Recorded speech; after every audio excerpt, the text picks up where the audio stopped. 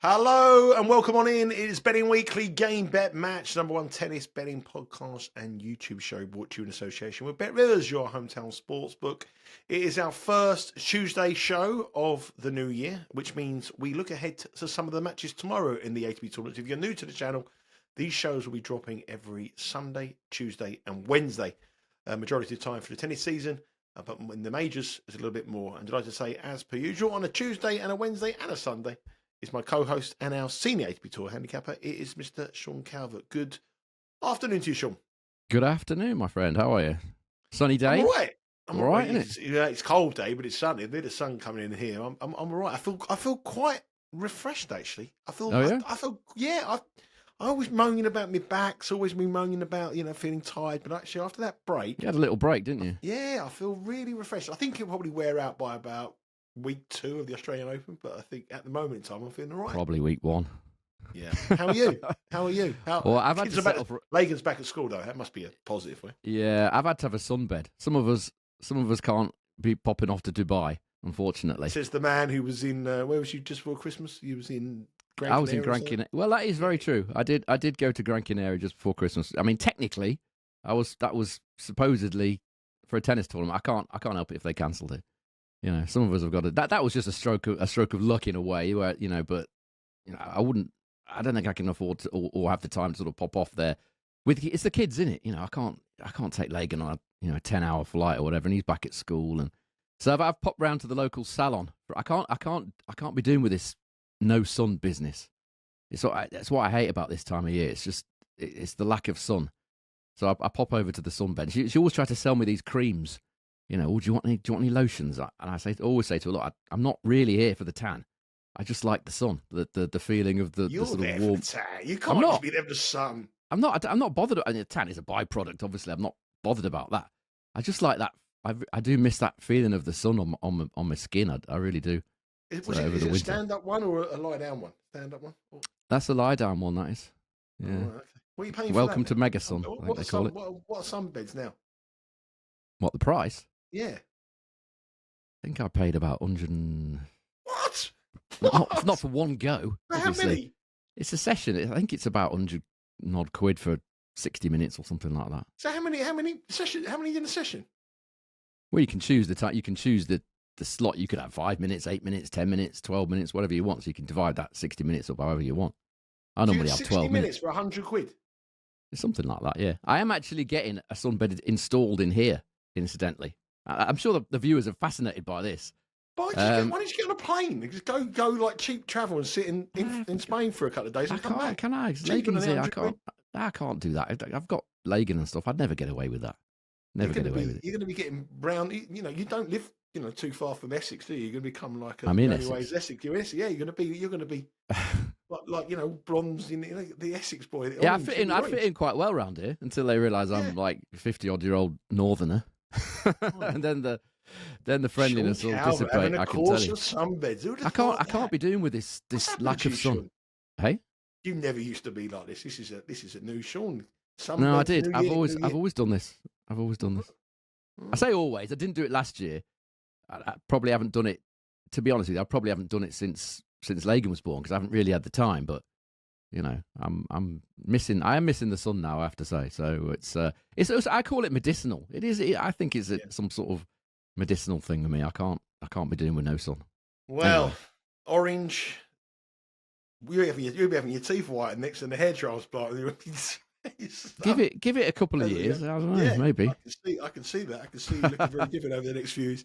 Let's move on to the most important thing you tuned into. I know you want to listen to Sean's sunbed stories. 100 quid. I think that's incredible for an hour on the sunbed. That's why I'm getting my own installed in here. So that outlay is gone now. Well, in the office where you are now, you can have a sunbed.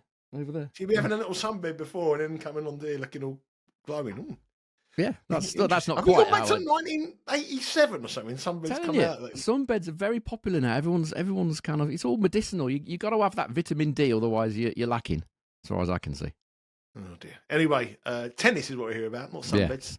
Yeah. This is not a salon shop looking about sunbed tips and glowing and fake tan and various stuff like that. This is about tennis. The business end of the tennis is what we're talking about here, and obviously we're a few days away. We're a few days away from the start the first major of 2025, the Australian Open. The build-up continues with the tournaments this week. Start off with the tournament in Adelaide. Before we go into the two matches that you have broken down for us, Sean, or you want to discuss, the conditions, are they what you expected? It looks pretty quick. Weather's pretty good. It's pretty much as what you expected, really? Yeah, I mean, it's a quickish surface, but I think the balls aren't that quick because I think I said on Sunday's show, it doesn't really produce many tie breaks or over 10.5 in set one. And that's been the case so far. I think there's only been 3 tie breaks so far in Adelaide, which you wouldn't really expect. But the players say it's quick, but the stats don't back it up. It's getting warmer as far as the weather's concerned. I think it's going to be 28. These matches that we're talking about are taking place UK time tonight, aren't they? So if I say tomorrow or today, it's because I'm getting confused with the time zones. But as far as Australia is concerned, it's going to be Wednesday when these are played, and it's going to be sort of 28, 29 degrees on Wednesday there. So, yeah, it's going to be a hot one for the players. I mean, the sort of main talking point is injuries, isn't it, so far? I've never known a start of the season have so many injuries and withdrawals. It's the amount of biro on these draws that I've got this week is incredible. The amount of players I've had to cross out because they've either withdrawn or retired or whatever. We've had several already, haven't we? Dimitrov last week on the outrights. Kaboli yesterday, I think it was, he retired as well, injured. Zhang was injured, elbow injury when he played Shapovalov. The other bet we had, Kabash Bayena against Pui. Pui withdrew. I said he had a wrist problem, and that's not a major surprise. But, it's all been a bit injury and a bit pull-outy, hasn't it? I mean, luckily, some of it has gone our way as well, or could potentially have done. With I mentioned Yuri Lehechka perhaps wouldn't be overly committed this week after last week, and he didn't even bother turning up, did he? He withdrew. So our man Kokinakis is now the third favourite in Adelaide. So, yeah, it's just keeping up with all the injuries. I've never known a season start like this with so many injuries. It's like in the women's draw as well. Lots of players falling out this week in the women's draw. Yeah, Raducanu first week. That's no surprise. Towson again. Yeah, she's always injured, isn't she? Yeah, always injured. But yeah, I think it shows you how stupid it is to have the season run on until November and then come back in such a period of time people aren't fit. And then have the Australian Open 2 weeks in. 2 weeks later. And it used to be always the US Open that you think that people weren't fit and everyone comes in at fitness. But the season we have now and the amount of tennis these guys are playing, and women as well, it's going to be a sort of tournament which has got lots of injuries. As we can see at the start of the year. Crazy scenario. Talking of crazy scenarios, let's have a look at some of these prices here. I'm quite shocked by the first price here. Alejandro Davidovich Fokina is up against Sebastian Korda, our old friend or our old foe, depending which way you want to get with it, more the foe than friend. The Spaniard here is minus 141 to beat Sebastian Korda. Sebastian Korda is plus 114. The spread is 1.5. Total here is 22.5. And if you're a follower of the head-to-head or the world rankings or form at this tournament, you would be all over the plus 114 on Sebastian Korda. They've met twice before, these two. Once last year in Monte Carlo, where Korda won 6-1, 6-2. And once in Miami in 2022, where Korda won 6-1, 6-1. It has been a very, very overwhelming head-to-head record. He is also 46 places higher in the world rankings. But yet, Alejandro Davidovich Fokina is a minus 141 favourite to win this match. I will tell you one thing though, Sean. There has been a few big moves on tennis players in the opening round here in Adelaide. Oh, yeah. And in Auckland, and all of them have got the money. And Adelaide. Adelaide and Auckland. And all of them have got the money. And Davidovich Fokina was bet very, very, very heavily in his first round match against Bautista Agut. He was. Got a good record at the start of the year. And he got the money there. And he's starting to be bet again. He's been bet all since this matchup was formed. He's been bet, and minus 141 is a price that might be under pressure. So the early money here is really, really significant. And there must be some kind of injury for Korda for these prices to be like this.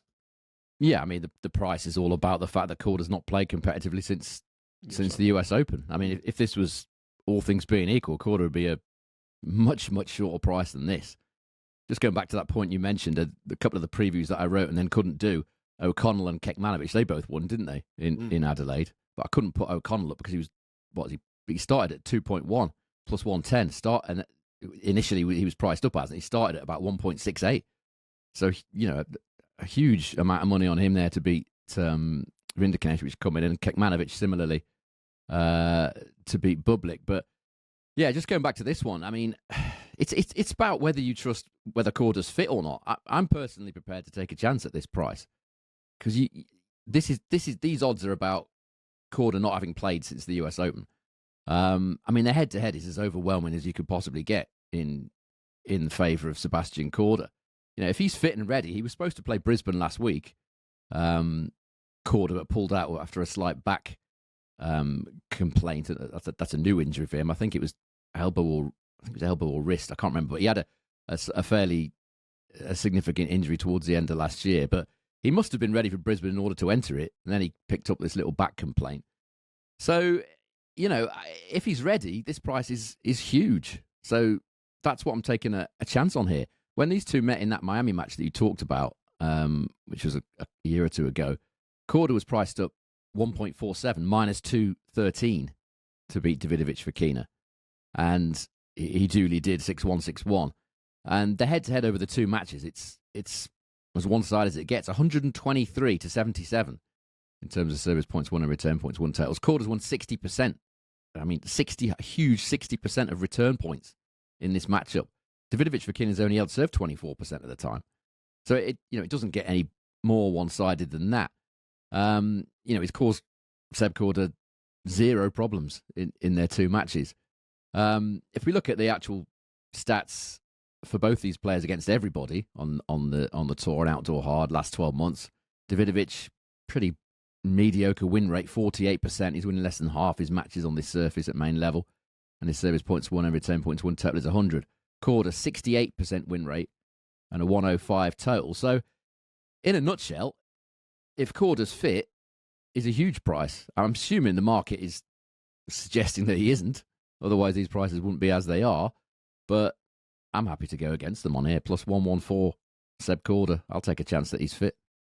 Yeah, as Sean said, minus 225 Korda was when they played in Miami. He was plus 104 on the clay in Monte Carlo, which you would expect him to be a bigger price on the clay. But this is his time of year. This is his surface.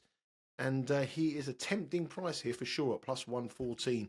Currently with Bet Rivers for the American up against Alejandro Davidovich Fokina. And the time difference here is quite confusing because we're in Australia. We're filming from the UK and this is for mainly an American audience for Bet Rivers bettors. It is confusing. Stateside will be 8:40 p.m. 8:40 p.m. today. So that will be Tuesday, 8:40 p.m.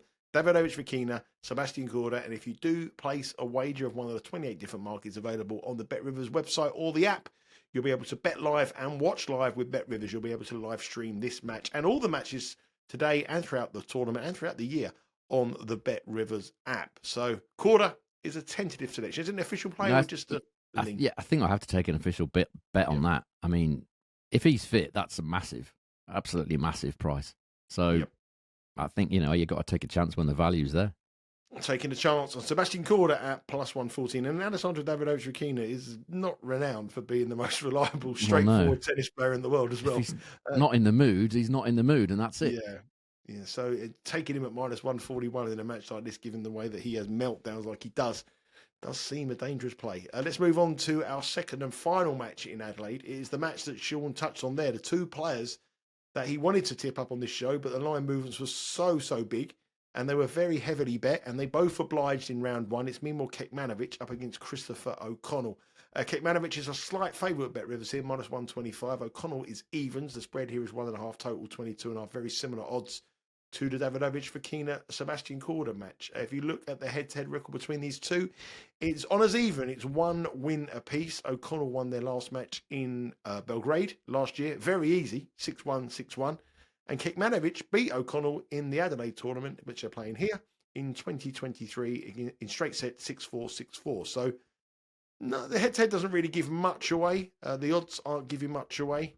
What is your view on this match? Because I think this is a very, very tricky match to call. And I think, slight money for Kecmanovic in the build-up to this match. At minus 125 is the price, but it was a little bit bigger. And as I said, you've got to respect the money move, and the money move has come for Kecmanovic here. Yeah, I mean, the next three matches that we're going to discuss they're very fine margins that we're talking about. Not every day we're going to see real standout value, slimmer value, I would say, on some of the matches today. Korda won. If he's fit, that's big value. But With this one, Kecmanovic, a bit short for me. I mean, he's not a big fan. You're not a big fan of his either, are you, Kecmanovic? He cost me some money, and he played a performance against Mannarino many years ago, and he was absolutely diabolical. And as he was against O'Connell, it's just stuck in my mind that, like, you have experiences from players, and they can play well, and every time I see him, I think I can't bet him because that experience from him has caused me discomfort for many years. So it's not that I'm a big fan of it. It's not that I choose to sort of, you look at matches and think, I'm not sure about that one. Whenever I see the name Kecmanovic in a match, I just move on to the next one. So yeah, I mean, that's one of the reasons why. That was a very similar performance that he put in against O'Connell in Belgrade. And he was at home as well. Remember in that match, Kecmanovic, O'Connell played great, but Kecmanovic, sometimes he just doesn't show up at all. Not the greatest fighting heart, I think it's fair to say. Sometimes he loses a lot of matches that he shouldn't really, that he should win. In fact, that's borne out on his stats. If you look at the last 12 months, main level, outdoor hard, Kecmanovic only got a 42% win rate. His service points won and return points won total is 100, which is, okay, same as Davidovich Fokina, and a service hold and break total of 100. But he's only winning 42% of his matches. O'Connell, 53% win rate, so much, much better. And very similar stats, 99 total and a 100 hold and break total. So there's not anything really in the stats that would suggest that Kecmanovic should be favourite. As I said, he loses a lot of tight matches that he should win. I haven't checked the numbers actually, but it feels like he loses a lot of sort of final set tie breaks or tight ones. He doesn't come through. O'Connell crushed him on his home turf in Belgrade. So you would think, all things being equal, that Kecmanovic should be out for a bit of revenge to try and put that terrible performance at home out of his mind. But, O'Connell plays very, very well at home. He's another one of these Aussies that tends to play above himself in home conditions. This is a lunchtime match as well, local time. So the quick conditions, it could tip the balance in O'Connell's favour. He has the more potent first serve. O'Connell won 87% on his first serve against Rinderknecht.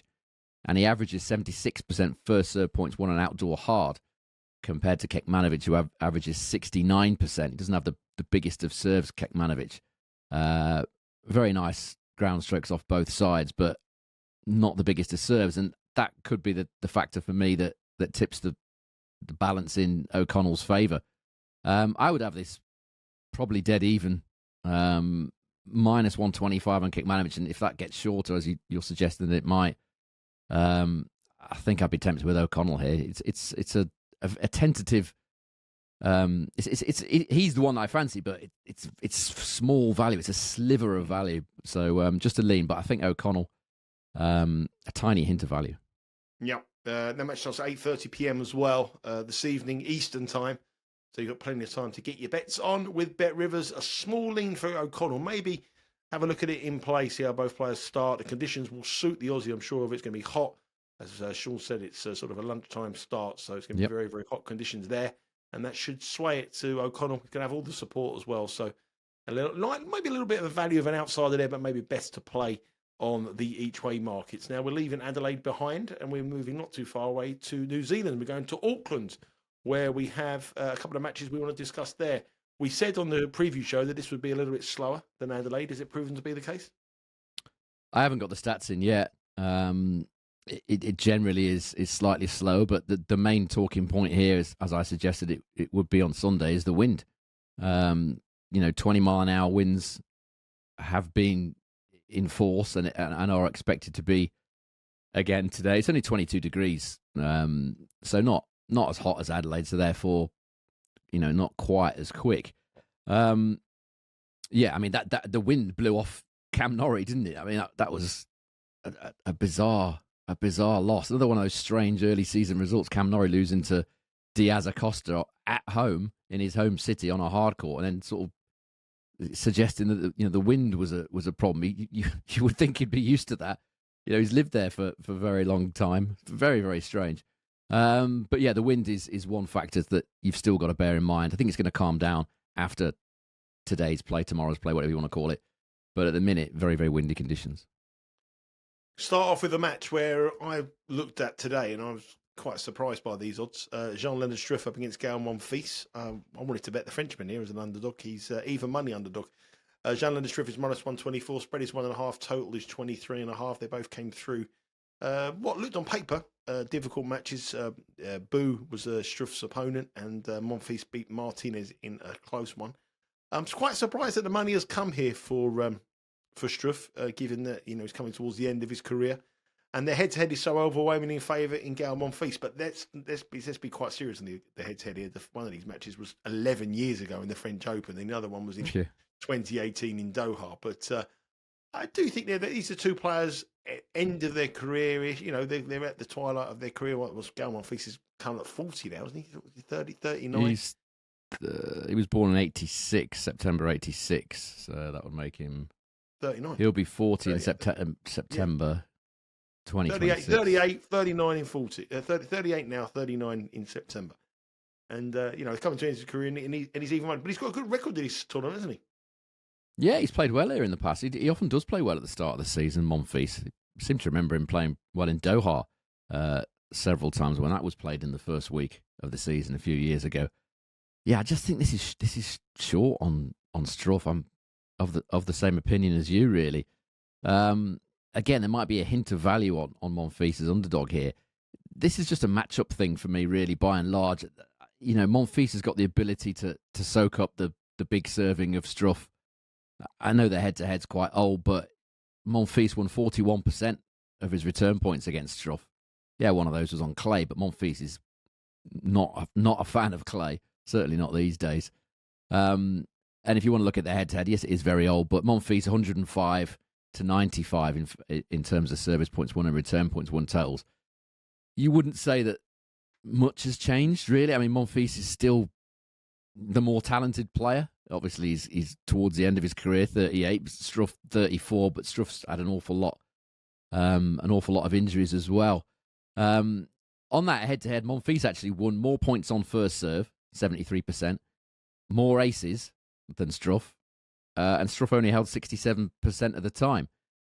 So the head-to-head, very old as it is, it would certainly point to Monfils being favourite. If we look at the last 12 months on outdoor hard, Struff, just a 36% win rate and a service points won and return points won total of 100 at main level. Monfils, much better, 59% win rate and a service points won and return points won total of 102. I mean, Struff did play very well in round one against what was a kind of a disappointing, really, Boo. But he hasn't won back-to-back matches since July, Struff. Something's going on with him, definitely. He split with his long-term coaching team at the end of last year. One of them stayed on and then left again a couple of weeks ago. There was two. One of them left. The other one stayed on, then left. So I'm not sure who's coaching him at the minute. I didn't see the match against Boo enough that I could see who was in his coaching box. So he could even be coachless right now. I'm not too sure. Monfils should have lost to Martinez. Should have lost to Pedro Martinez in round one. Perhaps that's what this match is being priced up on, the fact that Martinez should have won it. Once again, choked a win away, as Martinez has done many, many times in his career. It's terrible at closing out matches, Martinez. But the three sets that Monfils did have, that certainly will help him, shake off some of that rust. The last time he played Struff, he was -227, 1.44. Now he's even money. So I have been burnt by Gael Monfils quite a few times, as I'm sure you have probably over the last sort of 15 years or so, which is a little off-putting. But there is, I think, some value on Monfils if you are prepared to risk the great entertainer in Gael Monfils. Yeah, even money. I thought it was the wrong favourite personally, so that means that we both agree on this one. Gael Monfils at even money. I do think it will be a match that could go the distance. 23.5 is the total here over at even money. A little bit high, but I think this could be a three-setter, and Gael Monfils, I think, might edge it. So even money, Gael Monfils is a pick that we both enjoy. Is it an official play, Sean? It's just a lean for me. I can't trust Monfils. I know what will happen if I start trusting Monfils. Things will go bad. Yeah, there is better options out there, and let's have a look at the time when this one starts. I was looking at something else there. There's a bit of time. It is today at 7:50. So all these matches are around about 8 o'clock to 8:30. So you've got a few hours when this podcast goes live and the show goes live on YouTube to get across to the Bet Rivers website and have it. 29 different markets available on this match at 7:50 today in Auckland. Our final match we are going to discuss is a young American who's making waves on the ATP Tour. It's Alex Michelsen against Lorenzo Sonego. Michelsen is minus 177. Sonego is plus 140. Spread 2.5. Total here is 22.5. I've been quite impressed with Michelsen, what I've seen. I've seen him live a couple of times. I quite like what I see. But I think he's a player that the market loves. And he's always very, very short. And this match here is a very, very short option at minus 177. And again, money coming for him. Lots of money for him. Which is a massive surprise, because when you look at the head-to-head and you look at Sonego's proven player, we sort of mentioned him favourably in his first round win over Diallo on Sunday, and they couldn't be more convincing. They met only once on the tour, they once in the Challenger, but it was in the final in Winston-Salem last year, and Sonego won that 6-love, 6-3 in what was an incredibly one-sided favourite. When Michelsen was a similar, well, he was a shorter price. He was around about minus 185 to win that. Sonego here, plus 140, does seem a big price to me. It looks like a bad price on Michelsen, this. I mean, again, it could have been priced up on like the Monfils match, it could have been priced up on the struggle that Sonego had in the first round. He was a little bit lucky to win, if we're being honest, because Diallo did serve for the match. I think he was at 5-3 in the final set. Made a lot of mistakes from there, Diallo, and ended up losing the match. But even so, I mean, Michelsen, he shouldn't be this short, really. In that Winston-Salem final that you just talked about, Michelsen was priced up minus 135, 1.74 in decimal. And now he's minus 177. That's about 1.6-ish, isn't it? 1.55, something like that. Having been absolutely thrashed in that title match. The head-to-head, again, is overwhelming in favour of the underdog. Sonego, 113 to 87 in terms of service points won and return points won totals. I know that one of them was on clay, which is a surface where Michelsen does lack a bit of experience.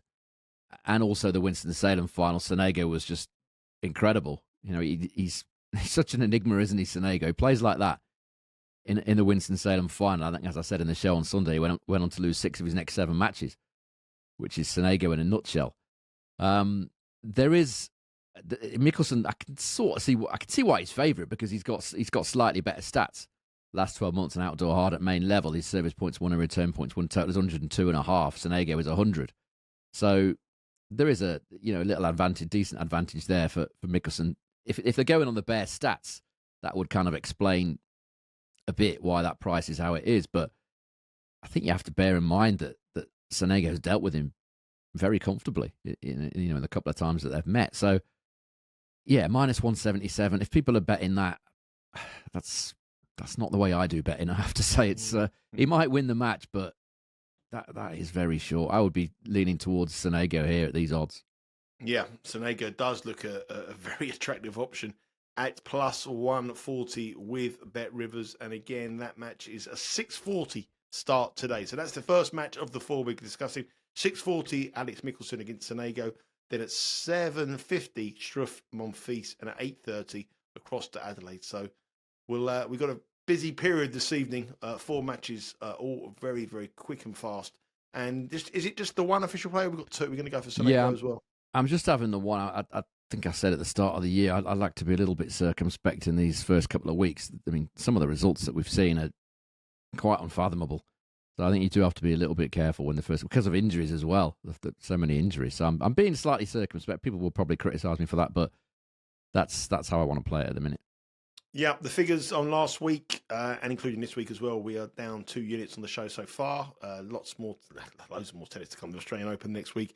And obviously we've got Kecmanovic running for us this week. So 2 units down. On the WTA, we're actually 8 units down, which is, it might look a lot. People might still go, 8 units down, but we're giving 25 to 1 shots, 28 to 1 shots to win the tournament, and we're only 2 weeks in. So there's plenty more tennis to come. So if you are going to bet these these bets, or you might want to think, oh, I'm going to give up after 2 or 3 weeks. It might be silly because we're betting 28 on. We're not betting minus $3 chances here or minus $3.50 chances here. We're putting value up at big prices, and as soon as we hit one, that profit goes from a negative. That loss goes from a negative to a very nice profit very, very quickly.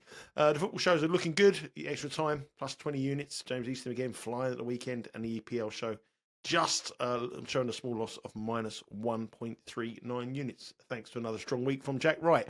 Talking of Jack Wright is on Betting Weekly Extra Time today.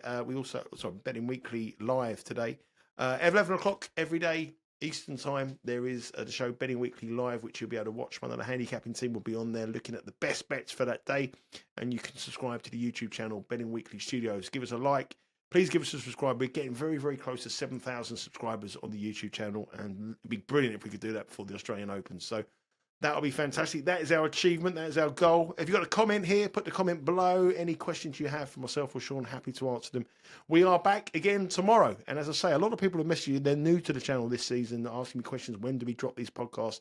They are every Sunday, they are every Tuesday, and they are every Wednesday. And then we had an extra one when there is a major, and the major starts next week. Looking forward to the Australian Open, Sean? Looking forward to the Australian Open. That is a very good question. I think we'll talk about that soon. It's not a great tournament for underdog bettors. I mean, I sort of touched on this the other day. It's only 22%, I think, underdogs win, but some of them are quite big. You do get some quite big priced underdogs. Not many of them, but the ones that do come in are. That's what I'm looking for. One of the two of the big price underdogs, because it's not generally a tournament where you get many underdog winners. So approaching it with caution, I think, is probably how I would describe that. Well, all that is coming your way over the next couple of weeks here on Betting Weekly Game Bet Match. As I said, please give us a subscribe to the YouTube channel. Give us a like, give us a comment. Keep those comments coming. Do you want to form a community here for the tennis season? Any questions you have, any of your tips, let us know on the comments box. But we want to hit that 7,000 subscribers by the start of the Australian Open. Well, the US Open, we should be all right, but the Australian Open would be nice as well. Okay, that's it for a day. Have a good day, Sean. I know you've got a sunbed appointment in 25 minutes with Lucy down at Bronze Tanning Salon, or wherever you want to go. And Leon, I've already done that. I'm picking the hardcore stuff up. So I'm picking the actual sunbed itself up in about an hour, hopefully. He's changed. He is changed. And that's it. Betting Weekly, a game bet match. Speak to you all again tomorrow. Take care. Good luck with your bets.